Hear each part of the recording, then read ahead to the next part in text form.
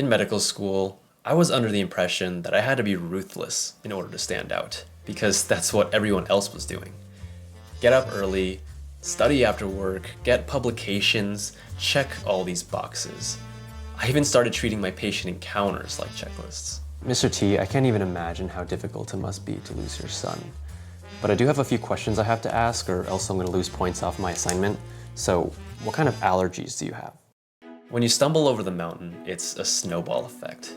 No matter how hard you try to resist, things continue to spiral further and further out of control.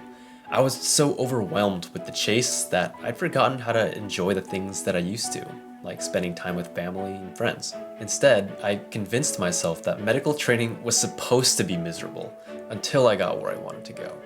I can hang out with my friends after the exam. I can finally be happy once I got into the right residency program. But finally never comes. There's always the next thing. Then, during my surgery rotation, I experienced an influential moment. One of my patients had been hospitalized for over a week, and he was getting close to the end.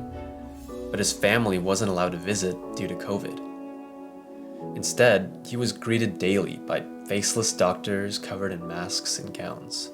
He was stuck in a living nightmare, so the least I could do was listen to his story.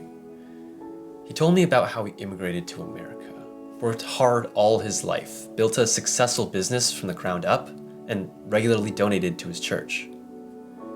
But despite all of these things, nothing was going to change the fact that he was still a sick and dying man, afraid and alone at the end of his days. All this time, and I thought I was the one suffering from remorse.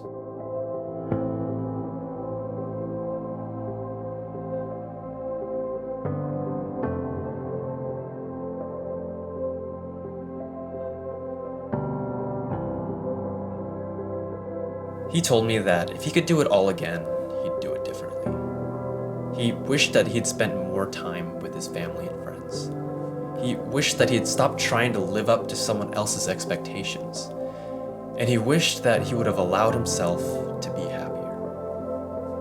I stood in his shoes that day, and I realized that if I were to die right now, I would have those exact same regrets. I had been so caught up in school that I'd lost sight of why I was drawn to medicine in the first place. So, based on what I learned from him, I now routinely ask myself these simple questions. What's missing from my life right now? Am I on the path that I want to be on? And what am I going to do differently?